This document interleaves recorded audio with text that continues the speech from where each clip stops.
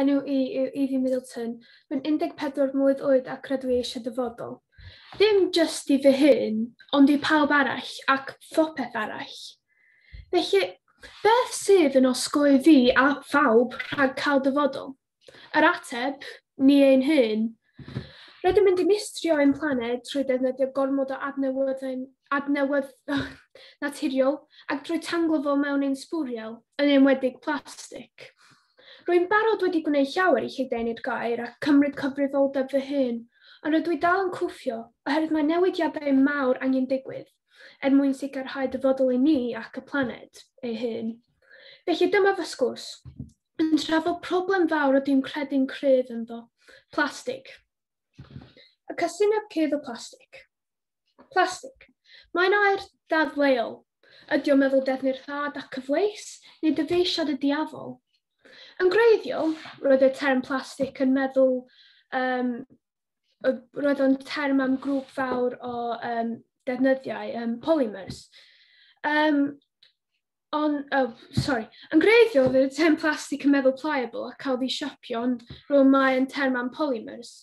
Mae yna polymers naturiol, cellulose er enghraifft, defnydd sydd yn gwneud i fyny'r waliau y celloedd ac ond hefyd polymer naturiol dio. Mewn gwirionedd daeth y polymer cyntaf synthetic o cellulose. Felly dyma hanes o plastig. Yn 1969, wnaeth John Wesley Hyatt trin cellulose hefo camphor yn creu y plastig cyntaf, celluloid. Ar amser, roedd plastigion yn cael eu hysbysebu fel savior i byd naturiol, herwydd roedd internactio fel dewis arall am defnyddiau fel ivory ac pren mewn dro yn lleihau lladd o anifeiliaid gwyllt ac y dinistyr o coedwigoedd. Erbyn hyn mae allan wedi troelli, hefo plastig yn cael ei hysbysebu fel gelyn i pawb a phopeth. Yn 1907, cafodd y plastig cyntaf cwbl synthetig ei creu, bakelite. Ar amser, roedd Unol Daleithiau America yn defnyddio shellac i insuleiddio'r trydan, ond hefo'r defnydd o trydan ei lledaenu fel tân gwyllt, roedd dyn o'r enw Leo Baekeland eisiau creu defnydd roedd yn gwrseddu gwres yn dda am insuleiddio ac hawdd i creu mewn mas i insuleiddio'r tai America. Roedd bakelite i gyd o'r rhain. Hefyd, roedd o'n gallu cael ei siapio i mewn i llawer o pethau ac fel jyst gwneud o defnydd dda i bron iawn popeth. Yn 1935, wnaeth Wallace Carothers creu nylon fel sidan synthetic, ac yn ystod yr ail rhyfel byd, wnaeth y cynhyrchiad o plastig ddim ond cynyddu eto. Hyd yn oed ar ôl y rhyfel, roedd plastig dal yn dringo ym mynydd o poblogrwydd. Roedd plastig yn creu gobaith am dyfodol rhad ac llawyrchus, lle roedd bodau dynol yn cael material wealth diddiwedd, heb cael effaith ar y byd naturiol o'i gwmpas. Ond, yn y 60au, wnaeth llygredd plastig cael ei darganfod yn y môr am y tro gyntaf. Ac ers hynna, mae digwyddiadau niweidiol i natur dim ond wedi cynyddu.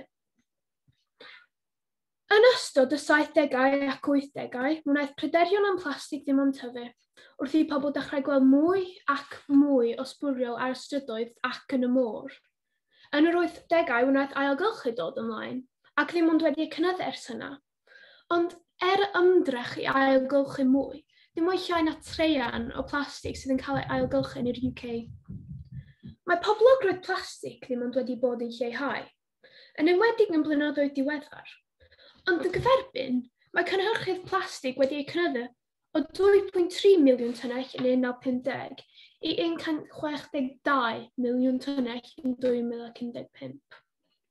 Felly, beth ydym ni'n gwneud yn anghywir? Pam ydym ni'n dal yn defnyddio cymaint o plastig? Edrychwch rwy'n eich hun, dydw i ddim am dechrau gwneud rhagdybiaethau, ond mae yna siawns da allwch chi gweld darn o plastig. Beiro neu clustfonau. Wrth edrych rwy'n fy hun, rydw i'n gweld llawer o plastig rwy'n fy hun. Mae plastig, fel llwynog slei, wedi gwehyddu ei hun i bywydau pawb. Dyna pam mae'r problem mor fawr. Rydw i'n gweld y problem fy hun, wrth trio dianc i natur am dro neu mynd i nofio yn y môr. Fel remainder constant o'r byd annaturiol rydym wedi creu, mae plastig yn chwythu rownd caeoedd, yn stranglo coedwig, ac yn arnofio fel pysgod cas yn y dŵr. Mae'n hawdd dweud i rhywun, peidiwch â defnyddio plastig. Ond meddyliwch, mae bron iawn bob darn o bwyd yn siopau wedi ei lapio mewn plastig. Mae ceir, cynnwys plastig. Mae rhan fwyaf o dillad yn cynnwys plastig. Dyna pam mae y problem y maint yma, maint mae yn. Allwch chi wyntio'r plastig i'r problem newid hinsawdd hefyd? Y ffaith bod yn cael ei defnyddio cael ei creu mewn ffactri sydd yn defnyddio fossil fuels. Mae creu un tunnell o plastig yn cynhyrchu 2.5 tunnell o carbon dioxid. Roedd yn wedi siomi gan hyn. Dwy peth andros i niweidiol i'r amgylchedd yn cael ei cynhyrchu ar yr un amser. Dydw i'n siŵr amdano chdi, ond ydw i'n teimlo bod o'n ddiangen yn enwedig oherwydd mae ei gosb i'r amgylchedd.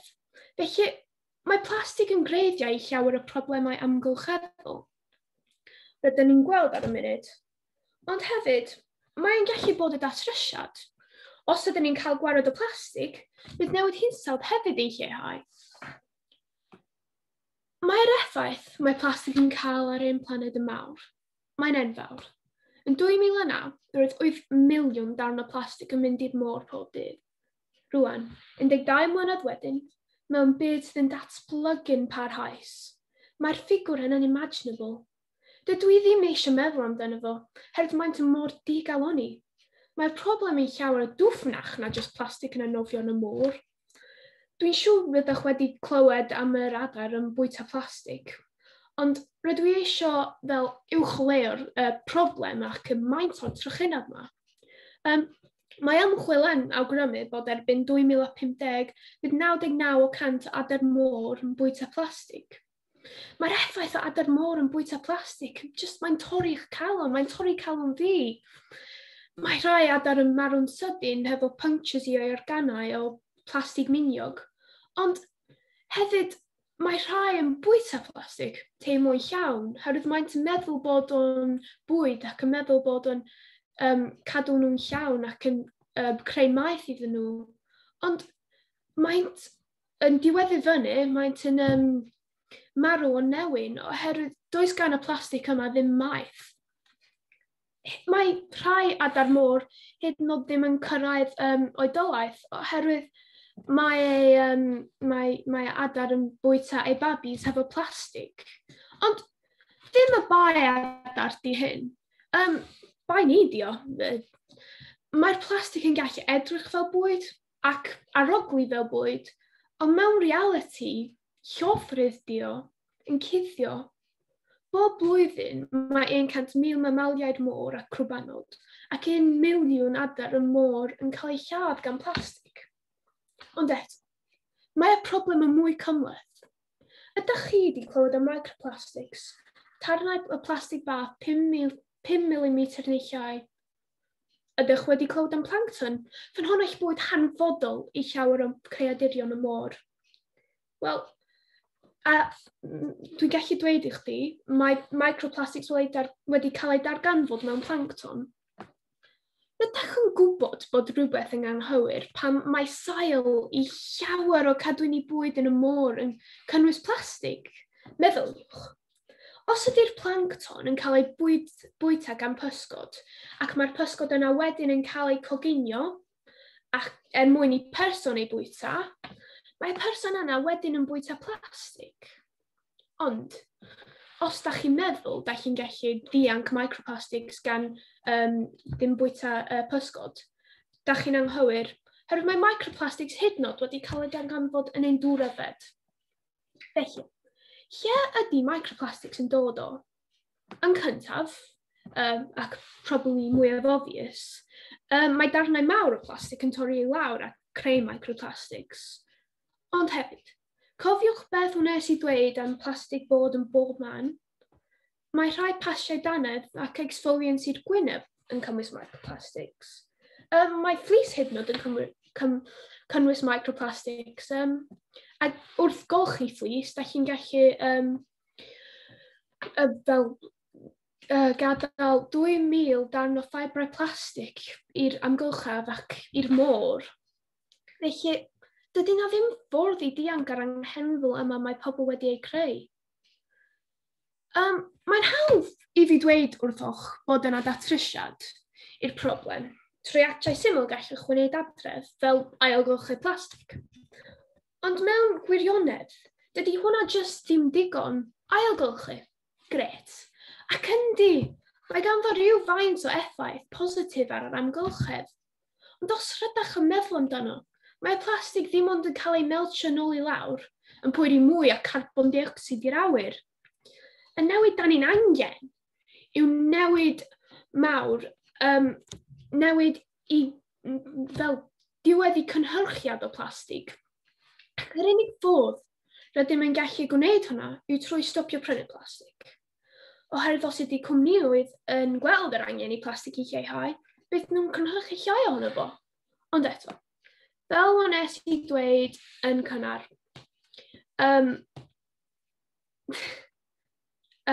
mae plastig bron iawn yn bob man ac mae bron iawn bob darn o bwyd wedi cael ei lapio mewn plastig. Mae'n cylch cas. Mae rhai pobl yn cymryd plastig oddi ar popeth maent wedi ei prynu ac yn anfon yn ôl i'r siop. Yndi, mae'n achosi'r siop ei hun meddwl amdano plastig. Ond yn gwirionedd, faint o newidiad ydy hwnna'n wneud? Bydd y cwmnioedd sydd yn cynhyrchu plastig ddim yn cael ei effeithio, ac fel canlyniad ddim yn newid ddim byd.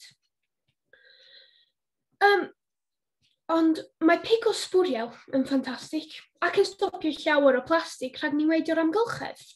Ond eto, mae sbwriel i gyd yn cael ei rhoi mewn bag mawr plastig ac ei taflu mewn bin. Ellai arweithio mae'n cael ei ailgylchu, ond fel arfer, jyst yn cael ei taflu mewn bin gwastraff cyffredinol. Felly bod y sbwriel yn cael ei pigo i fyny, bydd o ddal yn diweddu i fyny mewn tirlenwi. Felly, rwan rydw i wedi cynnig y problem, rydw i am cynnig datrysiad. Mae llygredd plastig angen newid mawr, ac mae newid mawr angen lot o pobl. Felly fe datrysiad cyntaf yw rhannu'r gair. Gallwch cael sgwrs hefo'ch ffrindiau, eich cydweithwyr, ac hyd yn oed y person sydd yn gweithio yn y siop lleol. Dweud wrthynt pam rwyt yn poeni a grymu pethau bach allan nhw ei wneud. Ac hefyd hefo poblogrwydd o social media yn cynyddu. Gallwch chi hyd yn oed codi ymwybyddiaeth trwy hwnna. Ar lwyth o fideo o'ch hyn yn siarad amdano llygredd plastig, neu llun o'r effeithiau maent yn cael ar ein byd. Mae rhannu'r gair yn gweithio dda, oherwydd dyna pam rydw i yma heno. A dyna pam rydw i'n gwybod am plastig ar yr effaith mae ganddo ar yr amgylchedd. Ac rwan dwi'n rhannu'r gair hefo chdi yn y Prosiect 15 yma, mwyn ysbrydoli chi gwneud rhywbeth i ein planed. Hyd yn oed os ydy dim ond un person yn mynd i ffwrdd heno, ac dewis gwneud rhywbeth i newid ac lleidanu'r gair, rydw i wedi gwneud rhywbeth roeddwn i angen. Rydw i wedi gwneud un peth bach i helpu'r amgylchedd, herwydd mae bob person yn cyfri. Fy ail datrysiad yw trio eich gorau i prynu llai o plastig. Cyn i chi prynu rhywbeth, meddwl ydy chi angen o'n go iawn, ac ydy o am cael ei defnyddio. Yn ynglyn â bwyd, edrychwch am opsiwn heb plastig. Wrth gwrs, tasg anodd ofnadwy di hyn. Rydw i wedi bod mewn digon o siopiau i gweld yr maint anferthol o plastig sydd yn cael ei defnyddio. Maent ddiangen sydd wrth edrych arno yn dinistio'r obaith am y byd heb plastig. Wrth gwrs mae'n anodd eto, herwydd efallai rydych yn ffeindio afalau heb plastig, ond cafodd nhw eu tyfu yn defnyddio pesticides ac wedi cael ei exportio o Seland Newydd. Rydw i ddim yn gallu dweud wrthych beth i'w wneud mewn sefyllfa yma, ond mae'n rhaid i chdi jyst mynd hefo beth rydych chi'n teimlo'n sydd yr opsiwn iawn. Bod i wedi uwchleu'r problemau hefo'r ailgylchu a pigo sbwriel, rydw i dal yn addo i chdi gwneud rhywbeth oherwydd mae o'n well na ddim byd. Rydw i'n pigo sbwriel ac ailgylchu, ac rydw i'n teimlo bod o'n cymryd pwyso oddi ar eich meddwl. Oherwydd rydych yn teimlo, bod o'n peth bach, bod chi'n gwneud rhywbeth bach i'r amgylchedd. Mae pawb yn gallu gwneud rhywbeth bach ei hun, ond yn dweud y gwir, mae problem allan o dwylo ni. Rydym angen cwmnioedd mawr cymryd cyfrifoldeb, Felly fel datrisiad olaf, rydw i'n annog i chdi ysgrifennu i pobl mewn pŵer, eich EM lleol, cwmnioedd lleol neu cwmnioedd mawr fel Tesco, ac hyd yn oed os rydych yn dewr y prif weinidog. Rhyw 2 mlynedd yn ôl, wnes i a cwbl o ffrindiau ysgrifennu iddo, yn gofyn iddo wneud rhywbeth am newid hinsawdd, a cafodd ni ateb, bod o ddim ond gan ei ysgrifennydd. Mae'n arwydd bod ei neges yn cael rhyw fath o cydnabyddiaeth. Rwy'n caru'r byd naturiol, ac wrth gweld plastig yn chwythu rownd ystrydoedd ac yn gorchuddio treidfoedd, roedd wedi digaloni wrth gweld lluniau adar wedi ei marw llawn plastig ac rhywbanod wedi tanglo mewn cylchoedd plastig oddi ar caniau, mae fy obaith am y dyfodol yn lleihau. Wrth clywed reportiau plastig yn dinistio'r ecosystemau, rydw i'n ofyn ofnadwy. Ond os rydw i'n gwybod bod dim ond un ohonoch chi yn gwrando ar fy neges ac yn lledaenu fo, mae hwnna'n cam yn y ffordd cywir. Plis ystyriwch hyn. Diolch yn fawr.